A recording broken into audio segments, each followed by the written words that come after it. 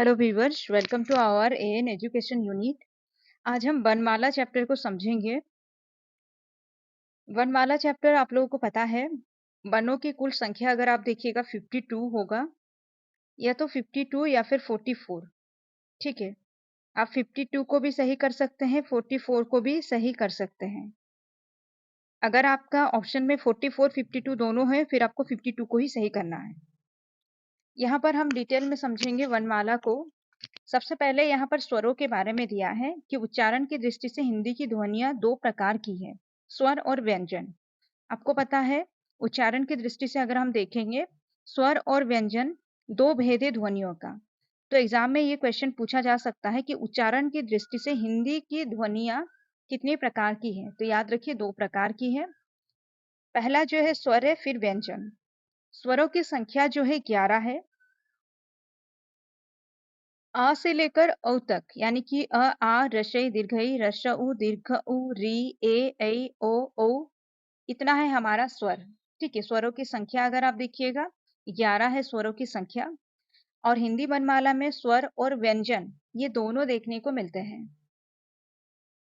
अब व्यंजन को समझने के लिए हम जान लेते हैं कि व्यंजनों का 5 वर्ग होता है। ठीक है, क, च, ट, त, प, 5 व्यंजन वर्ग है। एक एक व्यंजन वर्ग के अंतर्गत पांच पांच व्यंजन है। जैसे कि क वर्ग दिया है, क के अंतर्गत 5 व्यंजन है। क, ख, ग, घ, अंग, ये 5 व्यंजन क वर्ग के अंतर्गत है। इसी तरह से च वर्ग है, ट वर्ग है, त वर्ग है और प वर्ग है। अब याद रखिएगा, क, च, ट, त, प 5 व्यंजन वर्ग है और इन व्यंजन वर्गों के अंतर्गत पांच पांच व्यंजन होते हैं। और इसके बाद में यहाँ पर आप लोग इसको थोड़ा पढ़ लीजिएगा। जैसे कि च वर्ग में च, छ, ज, झ, ञ। ट वर्ग में ट, ठ, ड, ढ, मूर्धन्य। उत्क्षिप्त का ड, ड़, ढ जो है ये भी इसी में ट वर्ग में आएगा। त वर्ग के अंतर्गत आएगा त, थ, द, ध, दंत न। प वर्ग के अंतर्गत आपका आएगा प, फ, ब, भ, म। इतना है आपका 5 व्यंजन वर्ग के अंतर्गत आने वाले वर्ण। इसको अच्छे से लर्न करके रखिएगा। एग्जाम में क्वेश्चन आएगा ट वर्ग के अंतर्गत कौन कौन से हैं, ता वर्ग के अंतर्गत कौन कौन से हैं। कोई भी एक व्यंजन को दे दिया जाएगा और आपसे पूछा जाएगा ये किस वर्ग के अंतर्गत आएगा। तो इसलिए पांचों व्यंजन वर्ग को एकदम लर्न करके रखिए। इसके बाद में आता है अंतस्थ व्यंजन और उष्म व्यंजन। अंतस्थ व्यंजन याद रखिए, अंतस्थ व्यंजनों की संख्या 4 है। उष्म व्यंजन और अंतस्थ व्यंजन दोनों का संख्या अगर आप देखिएगा 4 है। संख्या से भी पूछा जा सकता है, तो इसको याद रखिएगा। अंतस्थ व्यंजन है य, र, ल, व। 4 व्यंजन को अंतस्थ व्यंजन के अंतर्गत रखा गया, य, र, ल, व। उसी तरह उष्म व्यंजन, उष्म व्यंजन के अंतर्गत क्या आएगा, 3 स, मतलब तालव्य स, मूर्धन्य स, दंत स और ह जो है उष्म व्यंजन है। अंतस्थ व्यंजन समझ में आया, 4 है य, र, ल, व। उष्म व्यंजन भी 4 है, तालव्य स, मूर्धन्य स, दंत स, ह। इसके बाद में आता है मिश्र व्यंजन। मिश्र व्यंजनों की संख्या भी 4 ही है। अगर संख्या से पूछा जाए तो याद रखिएगा, उष्म व्यंजन, अंतस्थ व्यंजन और मिश्र व्यंजन सभी का जो व्यंजन जो है 4 ही है। मतलब मिश्र व्यंजन भी 4 है, उष्म व्यंजन भी 4 है, अंतस्थ व्यंजन भी 4 है। अब मिश्र व्यंजन कौन कौन से हैं इसको देखते हैं। अक्ष, त्र, य, स्त्र, ये 4 है मिश्र व्यंजन। ये 4 मिश्र व्यंजन में क्ष जो दिया है ये क और मूर्धन्य स का मेल से बना है। त्र जो है त और र का मेल से बना है। ज जो है ज और ञ का मेल से बना है। बहुत इंपॉर्टेंट है ये, इसको याद रखिएगा। और अक्सर एग्जाम में पूछा जाता है ये क्ष, ये अक्सर एग्जाम में पूछा जाता है, तो इसको भी याद रखिए। क में हलंत और मूर्धन्य श होता है क्ष, ज में हलंत और ञ होता है ज्ञ, स्र जो है तालव्य स में हलंत और र होता है स्र, और त्र तो पता है कि त में हलंत और र हो जाएगा त्र। ये मिश्र व्यंजन, इसको संयुक्त व्यंजन भी बोला जाता है। संख्या याद रखिए 4 है। किसका किससे मेल होने पर कौन सा मिश्र व्यंजन बनता है वो याद रखिएगा। अब आगे है अयोगवा। अयोगवा के अंतर्गत अनुस्वार और विसर्ग आता है।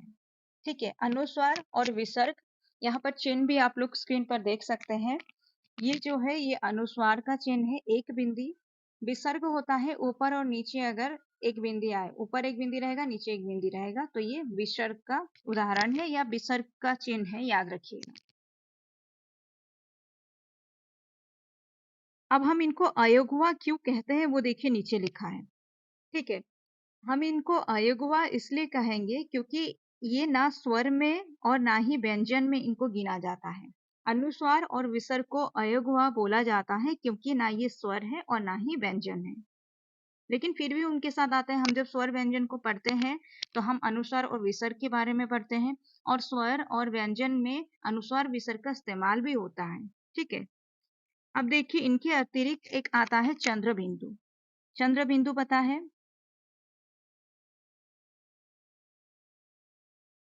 चंद्र बिंदु का प्रयोग केवल स्वरों के साथ होता है। इंपॉर्टेंट लाइन है, याद रखिएगा, इसको एकदम से याद रखिए कि चंद्र बिंदु का इस्तेमाल जो है स्वरों के साथ ही होता है, केवल स्वरों के साथ।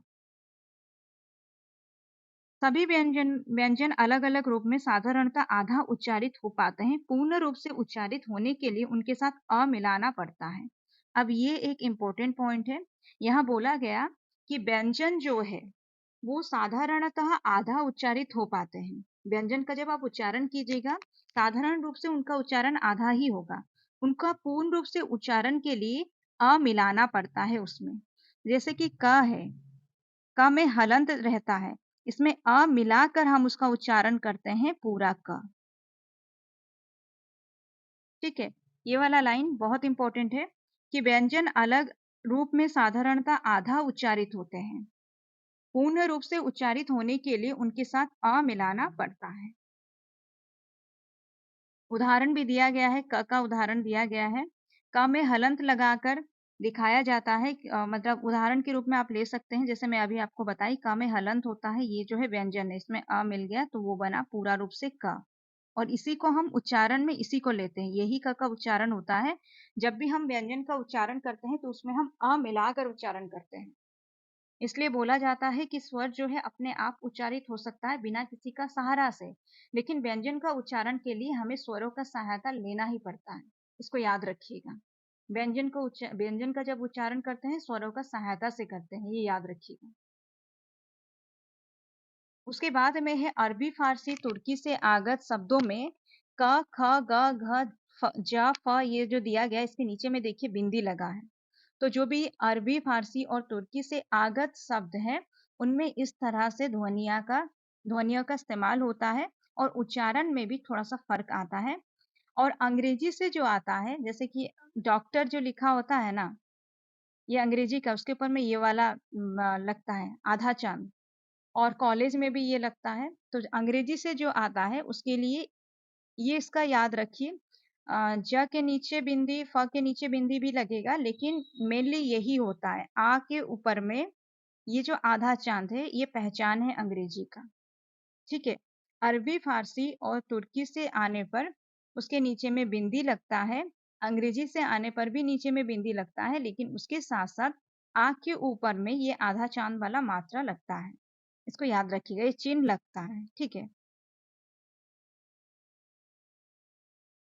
अब स्वर के बारे में देखिए दिया है।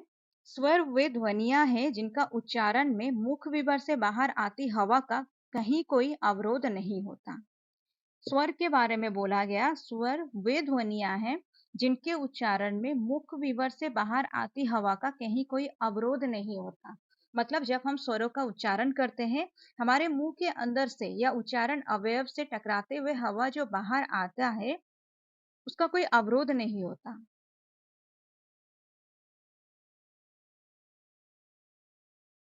आपका डेफिनेशन से रिलेटेड क्वेश्चन अगर बनेगा तो उसमें ये एक पॉइंट आ सकता है, आप याद रखिए। स्वर वे ध्वनियां हैं जिनके उच्चारण में हम जब उच्चारण करते हैं स्वरों को, तो हमारे मुंह के अंदर से जो हवा बाहर आती है उसका कहीं पर कोई रुकावट नहीं होता, कोई अवरोध नहीं होता है। अब आया व्यंजन।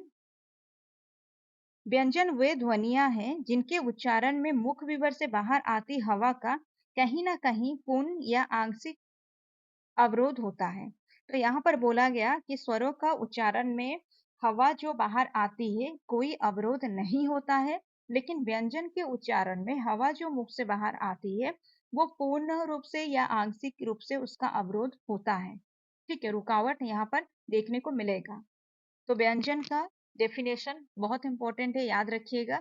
जब भी हम व्यंजनों का उच्चारण करते हैं, हमारा जो उच्चारण अवयव से टकराती हुई हवा जो है बाहर जब आती है तो वहां पर अवरोध होता है।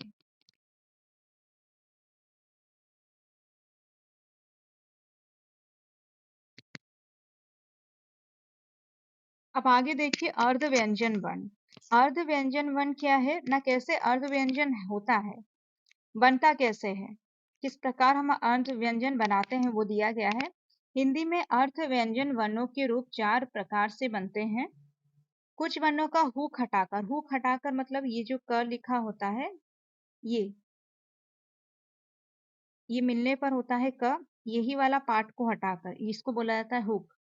फ में भी वही है, ये है, इसी को हटाकर हम क्या करते हैं ना, आधा वर्ण बनाते हैं। जैसे कि रक्त लिखा है, ये उसका ये वाला हिस्सा में त लगता है, तो हम ये जो हुक को हटाए वहां पर त लिखे।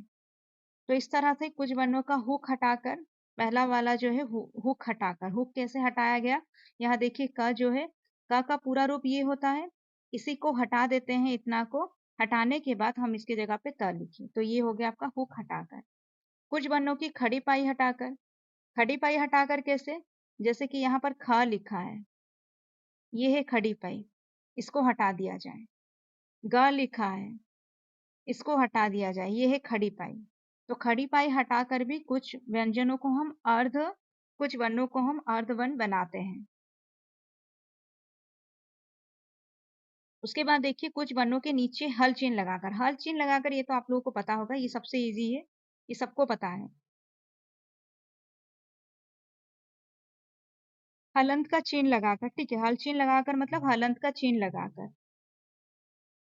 ये एक इम्पोर्टेंट है, 3 नंबर में जो समझाया गया है इसको याद रखिएगा। हल चिन्ह लगाकर भी हम क्या करते हैं, आधा वर्ण बनाते हैं। हल चिन्ह लगाकर आधा वर्ण बनाना सबको आता होगा, जैसे कि अभी हम लोग लिखे रक्त, ये था रक्त, उसी में हम अगर लिख दे, ये भी होगा एक रूप, ये जो का है आधा वर्ण है। उसके बाद क्या है, र के विशेष रूप दिया गया है।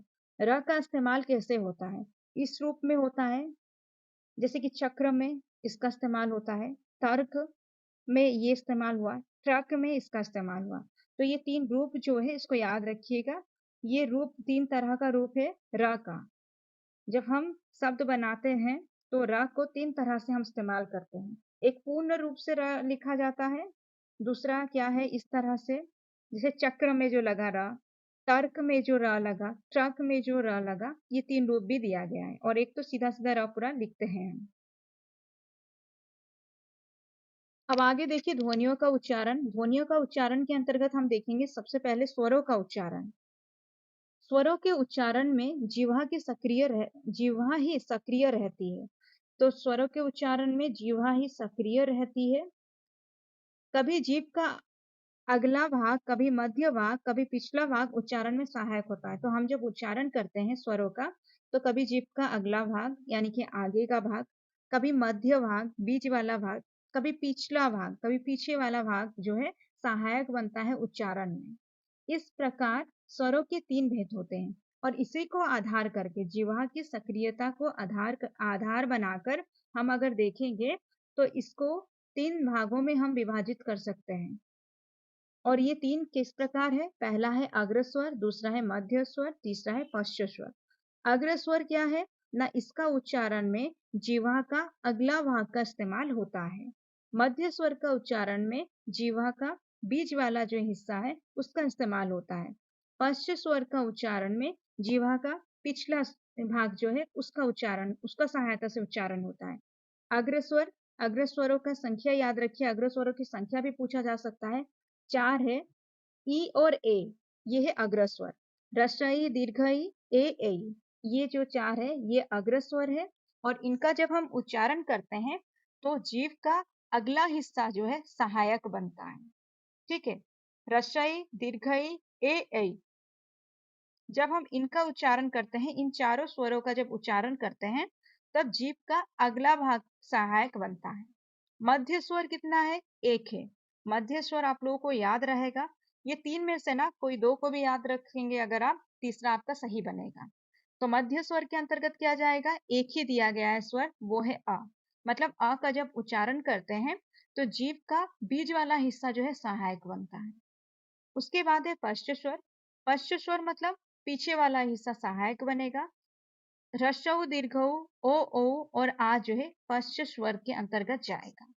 ठीक है, जो जीवा की सक्रियता है उसको आधार बनाकर हम स्वरों को तीन भागों में विभाजित कर सकते हैं: अग्र स्वर, मध्य स्वर, पश्च स्वर। अग्र स्वरों की संख्या 4 है, मध्य स्वर जो है 1 है, पश्च स्वरों की संख्या 5 है। ठीक है, और मध्य स्वर जो है वो अ है, इसको याद रखिएगा, ध्यान में रखिएगा इसको। अब देखिए, स्वरों के उच्चारण में आने वाले समय के आधार पर स्वर दो प्रकार से उच्चारित होते हैं। जीवा की सक्रियता के आधार पर स्वरों की संख्या जो मतलब स्वरों का जो प्रकार जो है तीन है। ठीक है, जीवा की सक्रियता के आधार पर स्वरों का प्रकार अगर आपसे पूछा जाए तो यहाँ वहां पर याद रखिएगा तीन होगा। ये बहुत इंपॉर्टेंट है क्योंकि क्वेश्चन में, एग्जाम में क्वेश्चन आ सकता है कि जीवा की सक्रियता के आधार पर स्वरों की संख्या कितनी है, तब वहां पर आप लोग तीन लिखिएगा और ये सक्रियता के आधार पर है। इसके बाद उच्चारण में लगने वाले समय के आधार पर, जब हम उच्चारण करते हैं उसमें जो समय लगता है उसके आधार पर स्वर दो प्रकार के होते हैं। और ये दो प्रकार कैसे है? ह्रस्व स्वर, दीर्घ स्वर। ये कॉमन प्रकार है स्वर का जो हम लोग बचपन से पढ़ते आए हैं। ह्रस्व स्वर और दीर्घ स्वर। ह्रस्व स्वरों की संख्या कितनी है? 4 है। दीर्घ स्वरों की संख्या 7 है। ह्रस्व स्वर कौन सा है? अ, रसई, उ, री। बहुत इंपॉर्टेंट है, इसको एकदम याद रखिए कि ह्रस्व स्वरों की संख्या 4 है और दीर्घ स्वरों की संख्या 7 है। अब टोटल जो है वो आपका 11 है। टोटल अगर 11 हुआ, आप ह्रस्व आपको याद रहना चाहिए कि 4 है। ह्रस्व अगर 4 है तो दीर्घ आपको अपने आप आ जाएगा। अब ह्रस्व स्वर के अंतर्गत री, ह्रस्व उ, ह्रस्व ई, ए आएगा, ये याद रखिए। अ आएगा, ह्रस्व ई आएगा, उ आएगा, री आएगा। ये जो है ये आपका ह्रस्व स्वर है।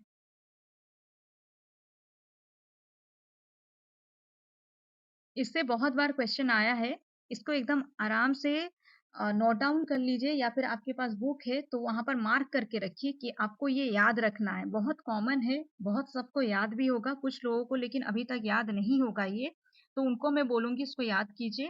अ, रसई, रसऊ और री जो है ह्रस्व स्वर है। बाकी का सभी स्वर जो है दीर्घ स्वर है। आ, दीर्घ ई, दीर्घ उ, ए ऐ दोनों, ओ दोनों, ये आपका दीर्घ स्वर के अंतर्गत जाएगा।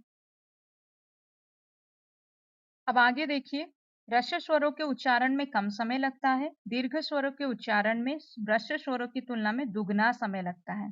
दुगना समय किसमें लगता है? दीर्घ स्वरों में लगता है। और ह्रस्व स्वरों की तुलना में दुगना समय लगता है दीर्घ स्वर का उच्चारण में।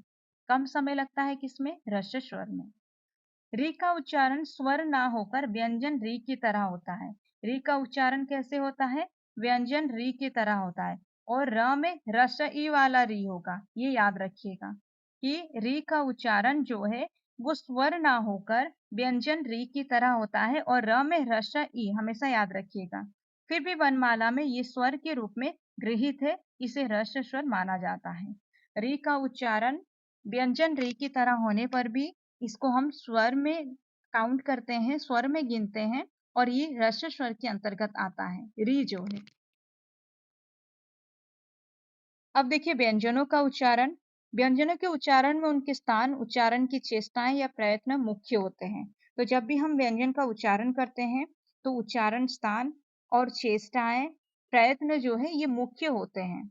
उच्चारण स्थान अगर आप देखिएगा, होंठ, दांत, वत्स, मूर्धा, तालु, कंठ, काकल स्थान, ये सब जो है ये एक एक स्थान है। मतलब काकल, कंठ, तालु, ओठ, दांत, ये सब उच्चारण स्थान है। इनके आधार पर व्यंजन जो है मतलब व्यंजनों का वर्गीकरण जो है उच्चारण स्थान के आधार पर हुआ है। उच्चारण स्थान के आधार पर व्यंजनों का वर्गीकरण किया गया है और वो वर्गीकरण अगर आप देखिएगा एक है द्वयस्थ्य, दंत्योष्ठ्य, दंत्य, वस्य, मूर्धन्य, तालव्य, कंठ्य, काकल्य। ये प्रकार है और ये उच्चारण स्थान के आधार पर व्यंजनों का प्रकार है। अब देखिए यहाँ पर उच्चारण प्रयत्न को समझाया गया। उच्चारण प्रयत्न क्या है? फेफड़ों से आने वाली हवा को विभिन्न रूप देने के लिए उच्चारण अवयव जो प्रयत्न करते हैं उन्हें उच्चारण प्रयत्न कहते हैं। उच्चारण अवयव यानी कि जिसके माध्यम से उच्चारण होता है।